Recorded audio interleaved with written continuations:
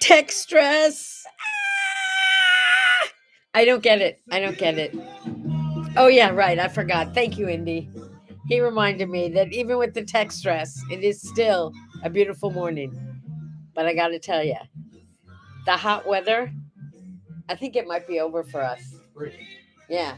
It's I'm seriously, I'm waking up in the morning and I'm actually kind of cold. I'm not lying. Um I don't think it hit 100 yesterday, did it? No, and we didn't turn on the bedroom AC last night. Somebody did. Well, I did it. Ah, you tricked me because it 4 wasn't a.m. necessary when I went to bed. We didn't need AC. It was just like comfortable. Good morning. I needed a little help this morning. So here's my breakfast wine. Mm. Got this when I was up in wine country in Napa Sonoma up there in Northern California, tasting the most delicious wines. This came from Domaine Carneros. Ah, Everybody say hi. Coco wants to say hi. oh, Coco wants to say hi this morning. Hang on. Good morning, beautiful little Princess Coco. There she is. She's the tiniest of our dogs. She's just a little munch, but she's the oldest.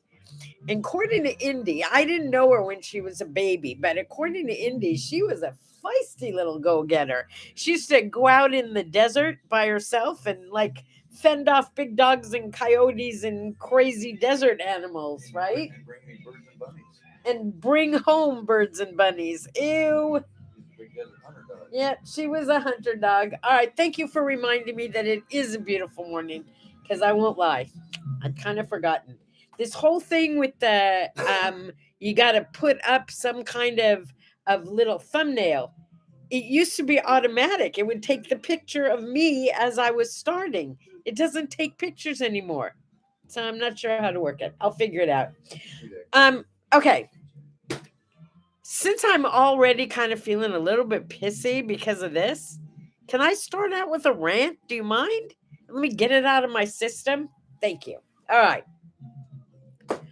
What Is it about me? is it about you? No, you Oh. don't have to leave the room. Okay, good. Except to get you more coffee. What? Oh, that would be so awesome. Maybe it would help end my rant. Oh, by the way, I'm introducing the bell. I'm not sure when we'll need it, but you'll recognize it. It's a bell ringer. My rant. What the heck happened to people who are in the service industry? I don't understand. I'm talking particularly people in construction. They're driving me crazy. I'm not going to lie. We have projects around this house that we want to get done. Getting people to show up to give us bids is insane. It's almost impossible. But even worse than that, when people say they're going to be here and say they're going to be here at a particular time, they don't show up and they don't call. Now, it's driving me nuts. Yesterday, I had to stay home because there were two different companies sending people out to give us bids on digging a pool in the backyard. I'm ready to get my shovel and start doing it myself. No kidding. Two different people. One guy called me twice, sent me a message, said he'd be here between 10 and 11. I wrote him back and I said, "Can you possibly be here between 10:30 and 11?" He said, "Sure, I'll see you then." I waited and I waited. And at 11:20 I finally called him and I said, "Are you coming?" Well, first I texted him and I got no answer. So 15 minutes later, I called him and I said, "Are you going to show up today?" And this is what he said to me. I swear to you. "Oh, I got hung up on a job. I couldn't make it. Do you want me to send you my partner?" What happened to I'll call you and tell you if I'm not going to show up? Yes, yes, send your partner. That's fine. Send your partner, but have somebody show up. Okay, I'll call you back in 2 minutes. Really? Because I'm still waiting. Except I'm done waiting. That guy is off my list. Bam. Guy number 2, due to arrive at 1 o'clock. Did you see him? Because I didn't see him. He also sent me a confirmation. I said, "Can you come in the afternoon?" He said, "Sure, I'll see you at 1 o'clock." I said, "Great, see you then." All day long, I waited for people who didn't show up and didn't have the courtesy to call and say, "I'm late," or "I can't come," or "Can we reschedule?" Nothing. What is this? Broken. Broken people. Broken. Broken people? The song is called Everything is Broken. The song is called Everything's Broken, and that's how I feel. It's like, people, you have nothing to offer in your business except excellent customer service. That's what you have. Competition is huge right now in this world. If you can't offer customer service, why would people? Okay, I teach customer service. This is me looking for a job, folks. I teach people how to be excellent and give impeccable customer service. Rule number one, keep the customer in the loop. If you can't do what you said you would do, we can forgive you if you will keep us in the loop. You give instructions in that, huh? In class. I do. I used to teach corporate classes in excellent customer service. Well, help me out here. Let's practice this a little bit. Let's Okay. assume I'm an old guy looking for a job, and you're the one hiring me. So we're having an interview, and I've just told you some of my strengths and so forth. What are you going to ask me next? What does that have to do with excellent customer I was service? going to make this funny joke here. Oh, you were. I would ask you. Okay, so you're an old guy. You're looking for a job, Yeah. and you just Lots of said experience, yeah. you have lots of experience. What would I ask you next? Yeah. I actually, honestly, I would. Weakness, what's your weakness? What is the reason you left your last job? Oh, so I could come work for you. But then you were going to ask me about my weaknesses. I think. Yeah. Well, what actually would you say are your biggest weaknesses? Biggest weakness is my honesty. Your honesty. Well, I'm not sure that that's really important in this. I really don't give a shit what you think. Okay, at least he's honest. That's not customer service, but that is a good hint for the day. I'm trying to cheer you up. Building a pool is too small? Oh, come on. I mean, I understand why they don't want to repair our counter. I get that. But we've called people out to actually replace and build a new counter. And I can't get people to come out for that. Oh. And I don't want to do it myself. I don't know how. I am not a tile layer or a pool builder. Okay, I've got lots of handyman work. If anybody wants to come out, you can live in the casita while you're doing it. Nephew Michael said if he could live in the casita, he would come out and dig our pool for us because he's always wanted to ride on one of those big digger machines and use it. Who knows? That may be the alternative we go with. All right. Today is Break the Monotony Day. Yeah. So we all have routines. And routines are comforting. They give us a certain sense of security. You know, go to bed, sleep, wake up, go to the bathroom, wash your face, brush your teeth, have your coffee, whatever order you do it in, get dressed, walk the dog, blah, blah, blah, get the paper. I don't know. Whatever you do, it gives you a wonderful sense of security. But it can also put you in a rut, and it can also be monotonous if you're doing the same things the same way day after day. So today has been declared Break the Monotony Day. And here's my advice to you. It doesn't have to be something big. You can start with something small. If you always have the same thing for breakfast, have something else. If you always wake up at the same time, wake up 10 minutes earlier or wake up 10 minutes later. Get things off a little bit. Get them off a little bit. If you don't always have exercise in the morning, go get some exercise. If you go to the same coffee shop, pick a different one. Might be surprising who you might run into. But you can break the monotony with the music you play, with the just playing, doing a sport that you've never done before, going out for a walk in a place you've never walked before. Get a healthy level of insanity in your life. That will get rid of anything that even vaguely easy for me to say, anything that resembles, even vaguely, see, there I go again. Oh my God. If you start the day with a rant, it might ruin your whole day. So let me erase on the rant. I'm fine. Customer service is alive and well in Palm Desert, and I am going to experience excellent customer service from all the people I come in contact with because I am going to be responsible for it. I am going to set the tone. I'm going to ask the right questions, and I'm going to do the constant follow through that's needed for the people I work with to be responsible and responsive. Ta-da! There we go. Rant solved. Oh, what have we got here? It's not bad to have a routine. Monotony is not always caused by routine. I love routine. I love knowing how things are going to be done. But I also like the excitement of knowing that something's just a little different. Yeah, I like things to be just a little different. Um, oh, you know what? It's Internet Self-Care Day. What does that mean? We talk about self-care, about taking care of yourself and taking care of your needs. How about using the internet to do that? How can we do that? Well, how about taking an online yoga class? Use the internet for that.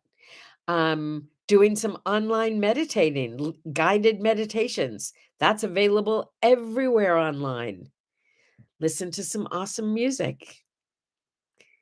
You can go on a virtual hike. If like me, you can't get out there and play tennis, find a game that's like playing tennis. They're out there. But what can you do to literally self-care? How about getting into a group like What Do I Say, What Do I Do? Where there's something positive for you to read every morning and positive to think about. Self-care. Set some borders and some rules for yourself. Like, if it doesn't uplift you, don't go there. If reading the news is really upsetting for you, take a break from the news. A little self care. What's going to relax you? What could you do on the internet? Is there a game that's actually relaxing instead of stress producing? Find that one. Yeah. Yeah. A little monotony might be a wonderful way to do some self care. I know the news hasn't been good lately. No, it hasn't. So, no news. Go get in some groups and go on some sites that are going to bring you some inspiration and positivity. Google that and see what comes up. There's so much to read on the internet. You don't even need books anymore. It's all right here. Yeah. Google it, baby. Google it. It's National Homeless Animal Day. A lot of animals are homeless. Go rescue an animal because, baby, in the end, those rescue animals rescue us. They're awesome. I wonder sometimes, uh-oh, I wonder what I'd do without Bailey. And now I see that Bailey is not even here with me. That's not usual. Something's going on. Indy's left. Bailey's left. Gloria's left. Coco's left. Where's everybody? And it's quiet out there. I don't know. By the way, I'm gonna have to do another a morning coffee from the chicken pen because oh my gosh, they're so big, but we don't have any new layers yet. I know they have to be laying. It's National Honeybee Day. I printed out 2 pages of interesting facts about honeybees, about bees in general. We can't exist without bees. The bees, approximately 1/3 of the food that we eat on this planet, we eat is as the result of honeybee pollination. Yeah. People kill bees all the time. I know. I used to show up at the tennis court. This used to freak me out. I told everyone I thought could do something about it. And finally, I talked to someone who explained to me what was going on. It was like every day there were dead bees all over the court. And I thought, somebody is spraying something. What's going on? And it turns out, this is kind of weird. The bees are attracted to the yellowish green of the tennis ball, and they end up getting killed by the balls. Isn't that weird? Okay, that's what they told me anyway. Okay, you're still here. That's not monotonous. That's fun, Stephen. But I don't know where the rest of my gang is. A single bee will produce only about 1/12 of a teaspoon of honey in its entire lifetime. That's why we need those swarms. Did you know that bees are attracted to caffeine? Yeah, you know when you're outside having your coffee and the bees are all swarming around, they want your coffee. I think they would like to come to coffee talk. Perhaps you should invite them and make friends with them. Oh, do you know what the buzzing of the bees is? It's the noise of them flapping their wings 200 times a minute. That's a lot of buzzing, a lot of flapping. There are 3 kinds of bees in every hive: the queen, the worker bees, and the drones. Only the drones are males. The girls do all the work. Yeah. That's interesting. Oh, get this. The queen goes out on what is called a mating flight. She leaves her hive and she mates with anywhere from 5 to 45 different drones. That's all the guys are there for. They're just sperm donors. That's it. So she mates with anywhere from 5 to 45 drones, and she stores the sperm in her spermatheca. And she has a lifetime supply, therefore only needing to take 1 mating flight in her lifetime. That's boring. Sorry. I always thought it'd be cool to be the queen bee. Not like that. Why is honey important? Now, here's something I didn't know. Maybe you did. Honey is the only foodstuff that contains all the necessary nutrients to sustain life. It's all right there in honey. And if you've ever had Manuka honey, I'm not sure what the difference. I know there's like hundreds of varieties of honey. Manuka honey is really expensive. I think it comes from Africa, maybe Australia. I'm not really sure. But when I have a cold or when I have a sore throat, oh, teaspoon of Manuka honey, and I am back feeling like me again. Manuka honey. It's like $35 for a little jar, but it's so totally worth it. Oh, it's so good. Better than anything I know. Okay, little known. Honey never goes bad. What? You didn't let me get to that one. Oh, I'm sorry. I thought you were Yeah, on. no, I wasn't done yet. Here I wrote down that wait a minute. In ancient times, honey was found in King Tut's tomb because it never spoils. It was still good. They found honey in King Tut's tomb. Did they eat it? I don't know, but it didn't spoil, so somebody must have tried it. I guess. I'm just guessing. King Tut honey. Okay. On the average, the Americans consume 1.31 pounds of honey every year. I wonder if in the Middle East they consume more because they eat baklava. Oh, here it's honey bunches of oats. Honey bunches of oats. Oh, the word honeymoon. You know where that came from? No. Because when people got married, you would give them what do you call that stuff? Wait. I wrote it down. Honey? You would supply the newly wedded couple with a year's supply of mead. Mead was like an ale made with fermented honey. Oh. And you would give them a year's supply so that, they'd have a moon. Do it. Yeah, they'd have a moon is only a month though, isn't it? A month's supply. Well, no, it says a year's supply. That's why they call it a honey. Oh, I'm wrong. A month's supply. So they would have a honeymoon. That's where we got the word honeymoon. How cool is that? Full moon this morning too, by the way. Oh, there is full moon today? Do you know anyone named Melissa? Speaking of Melissa. I have, yeah. Yeah, you do too, right? It's not an uncommon name. The name Melissa is derived from the Greek word for honeybee. Right. Oh, how sweet is that?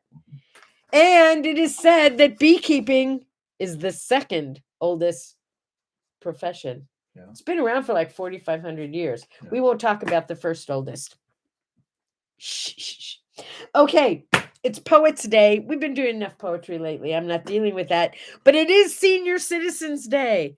Have you noticed that the ages of senior citizens gets younger and younger? Remember when you had to be over 65? Now, most places it's like 50. I don't know about you, but when I was 50, I was a kid. I'm barely a senior citizen now. Sweet Melissa was a good song. You're right. Speaking of songs, birthday time. Kenny Rogers. Kenny Rogers. You got, I'm not going to get the tune right. Know when to hold 'em. When, no, I'm doing the That's it. tune right. Know when to fold 'em. When to walk away. Like that, yeah. Yeah, but I got the tune so off. Know when to run. Yeah. Woo! You got Woo! to know how to hold them. Know when to fold them. Like that. Know when to walk away. Know when to run.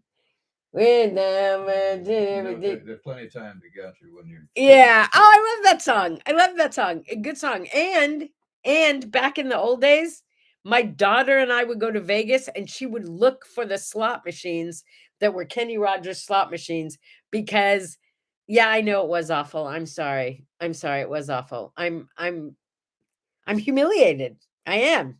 I'll try and learn the song for you, I promise. But we would go look for the Kenny Rogers slot machines because then we could hear him sing Know When to Hold 'Em. All right, it's also Jackie DeShannon's birthday. Not a popular name in pop music, but she was born in 44. She was a child of the 60s. Um, she was one of the most prolific female songwriters of all time. Do you know that? And like the other day, we were talking about John Hyatt wrote all these songs, and like one of his big songs, 50 different famous singers and guitar players like covered his songs. Jackie DeShannon sang some of her own songs, but most of them were covered by gazillions of musicians that you would recognize. What the world needs now is love, sweet love. That's the only thing that there's way too little of. She wrote that and like it got covered because it's such a corny song, but it got covered by everybody.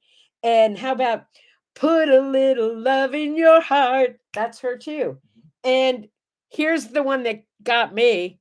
She wrote Betty Davis Eyes. No. Yes, she did. That's what it said. Maybe I made that part up. I don't know. Anyway, happy birthday, Jackie DeShannon, and thanks for bringing us all that music. You can put in comments your favorite Jackie DeShannon song. Yeah, that was better than Kenny Rogers, wasn't it? Only love can break your heart. Only love can break your heart. Only love can mend it again. She wrote a lot about love, apparently. Hey, 1956, Kim Cattrall was born. You know who she is? I thought she was older than me. She's younger. Jeez. Kim Cattrall was like the sex pot on Sex in the City. Yeah, she was. Remember Kim Cattrall? I do. 1987 made history because it was like such a popular movie. Still is. Dirty Dancing with Patrick Swayze and Jennifer Grey. Jennifer Grey also played Ferris Bueller's little sister in Ferris Bueller's Day Off. Yeah, she was pretty good in that. Her dad, you probably never heard of Joel Grey, did you? He was in Cabaret. Do you remember him from that? That was her dad. Little teeny bouncy dancing, great performer. 1959, aloha, oi. Hawaii became a state. Have you been to Hawaii? I don't know what it is about the hang loose thing in Hawaii. It is so easy to relax in Hawaii. I haven't been in ages. We used to go all the time. I mean, we live in California. It's like our neighbor, right? Oh, it's beautiful. It's just beautiful. Happy birthday, Hawaii. Totally happy birthday. As a state. Ginny, you're late, but you're here. I'm so glad. Joel Grey was on the Ed Sullivan Show all the time? No, I don't remember him from there. But that may be why I know who he is. And like, he's like so like right there in my head. I might have seen him there. Could be. Okay. This is cool. In 2017, today was the first total solar eclipse in like 40 years. I was pretty excited that a solar eclipse was coming. I was also in the process of, like last month in 2017, planning a cross-country trip. And this was so crazy. With my then, let's see, in 2017 was 4 years ago. About 8, 9. My 6-year-old, just turned 6-year-old grandson, and my 92-year-old mother. I was planning a trip on Route 66 with the two of them. I know, I should have had my head examined. People thought I was crazy. To go see the eclipse? And I decided, since we were going on Route 66 and it ended in Chicago, and since the number one place to see the eclipse was in Southern Illinois, we would go see the eclipse. It made sense, right? We were only like 3 hours or something from where the eclipse was going to be the easiest and the strongest to see, right?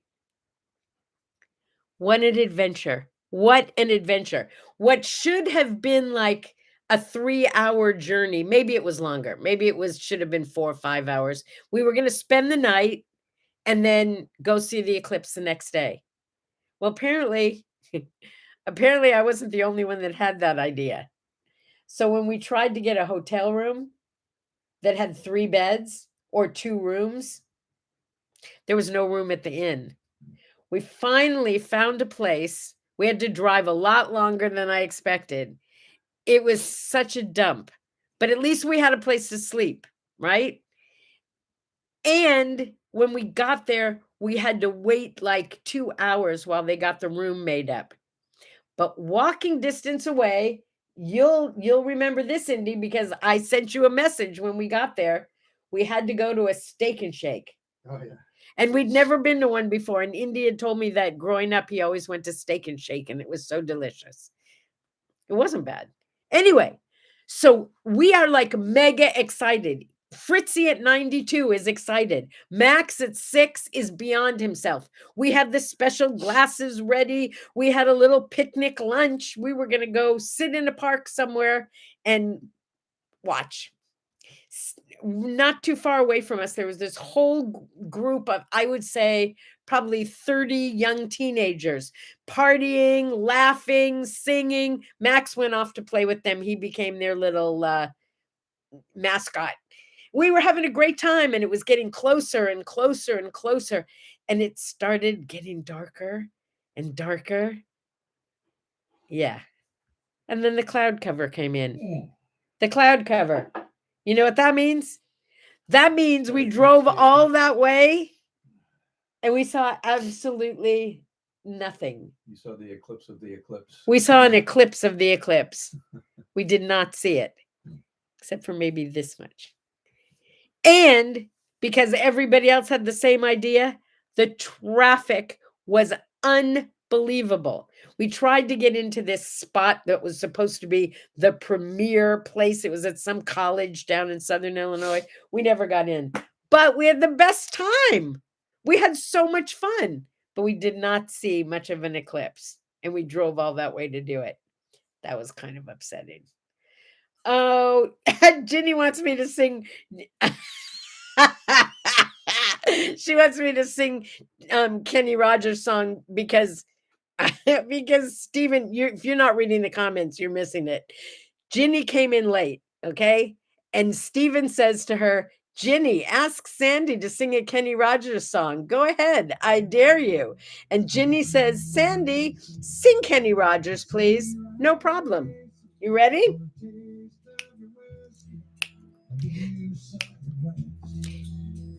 So I handed him my bottle, drink down my last breath. Here it comes. Get ready. face lost all expression. Said if you're gonna play the game, boy, you gotta learn to play it right.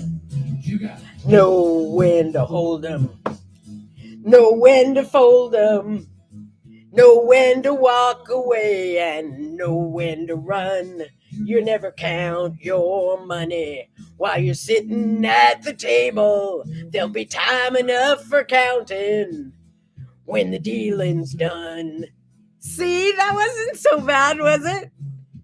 Okay, well, I had a little help. Kenny was with me. I don't do Kenny well without Kenny, but I can do his raspy voice. Okay, there's more. 1942. 1942. I thought it was like when I was already around, but no, it was early. 1942, Walt Disney brought out Bambi. Did you know Bambi was around for so long?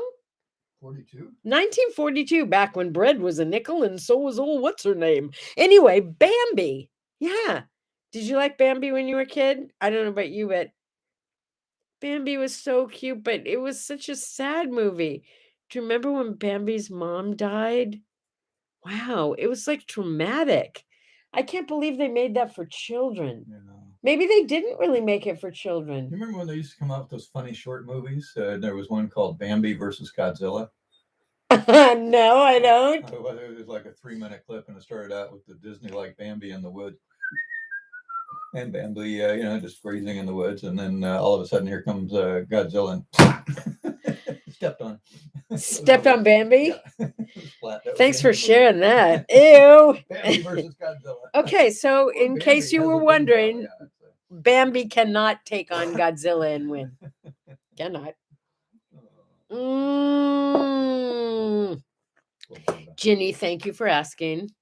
Thank you. Thank you so much. Okay, what else? Let's see. I do have a couple more things here. In 1961, we're into the musical interlude. Oh, this was cool. The Marvelettes in 1961. Their song became number one. Do you remember Please, Mr. Postman? Do you remember that song? 61. How old were you in 61? Let's see. I was 12 years old. I must have just moved to California around the same time that Please, Mr. Postman came out. It was the time of it was Motown time. It was totally Motown. I mean, it'd been Motown for a while, but when I was in junior high school in LA, it was Motown time. Yeah, Ginny, you and I are pretty close in age and everything else. Yay, yay, yay. Mr. Postman, look and see. Is there a letter in your bag for me?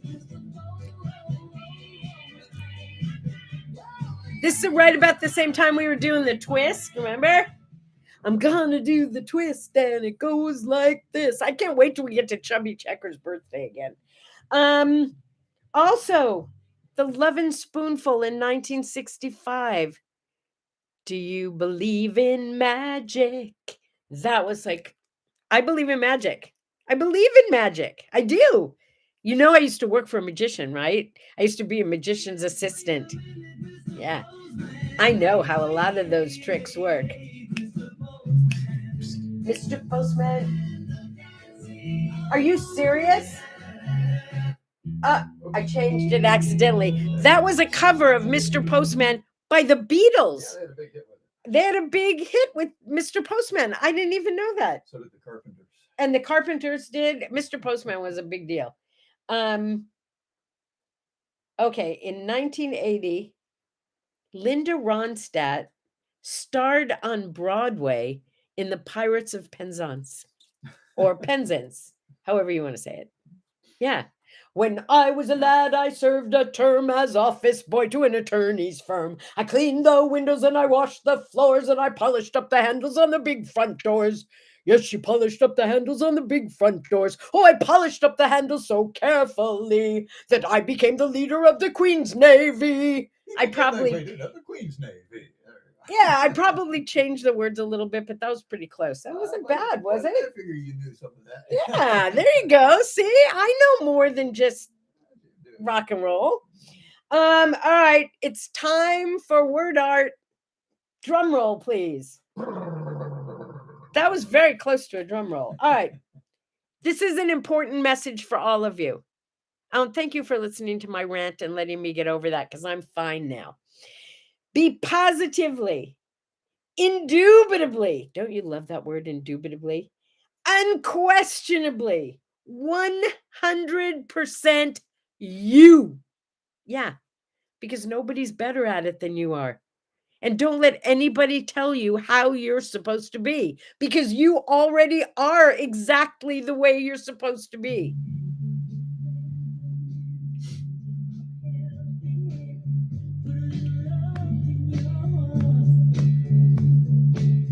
Jackie DeShannon.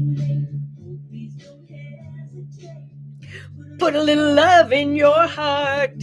A little sip, a little smile, and a little love in your heart.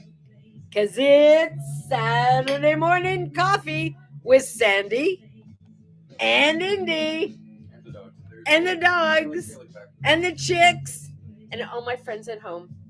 I love you. Have a great Saturday. See you tomorrow. Oh, that's still so good.